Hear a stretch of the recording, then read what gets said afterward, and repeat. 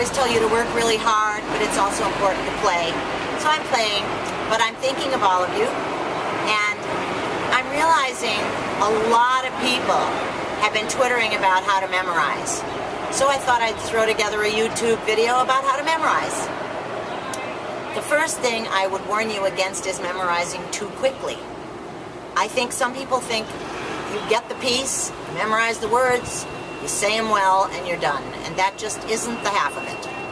If you memorize too quickly, you can get caught in a rhythm and a kind of a path for the piece that becomes automatic.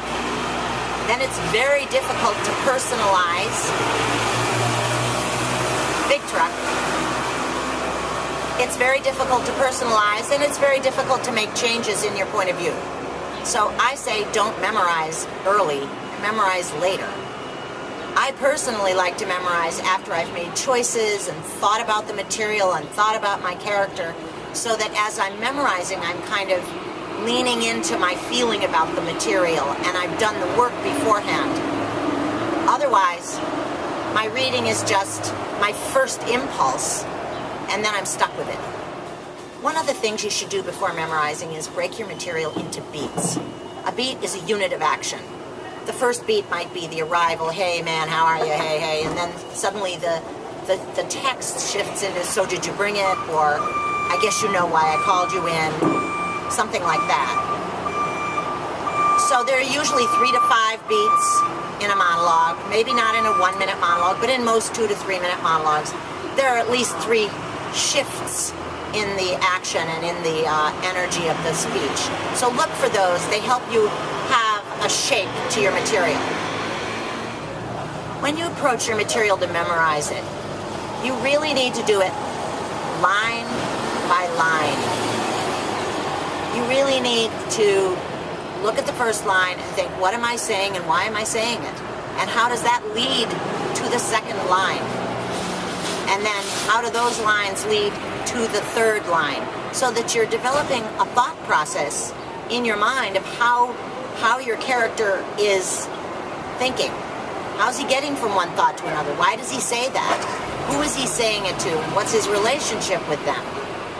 Do you like the person, dislike the person, trust the person, distrust the person? Or is it a formal relationship, a personal relationship? All the other information about the material affects how you eventually choose to say the words. So it isn't about memorizing the words, it's about memorizing the ideas, the thoughts, and how they connect. Another thing that might help you is to learn it by beats. Just take it in smaller chunks. You can always learn a chunk of 3 or 4 lines or 5 lines as opposed to 20 lines. And if you learn it in the beats that are the natural chunks, then you learn it with a sense of this is one impulse, and now I'm following another impulse, I'm in another place, and now I'm in another place. And that helps you develop internally the journey that you're going to have to take.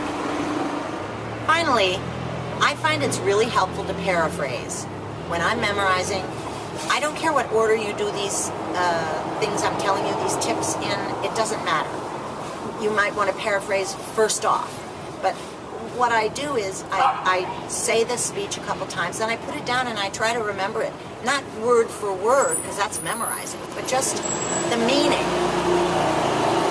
I think in my head, what am I really saying? If I was saying that in my own words, what is the speech about? Just say the meaning of the speech. And then I check the lines. And then I say the meaning again. And eventually, you can even do paraphrasing a line, then saying the real line. Paraphrasing the line, saying the real line. But what paraphrasing does is it allows you to keep making it your own, keep finding it inside as you're trying to get those words to stay in your brain. And it prevents you, again, from being automatic and empty. So I hope you've been able to hear my pearls of wisdom between the bulldozers, the buses, and the golf carts, and that it will help you in your approach to your material. Bye-bye.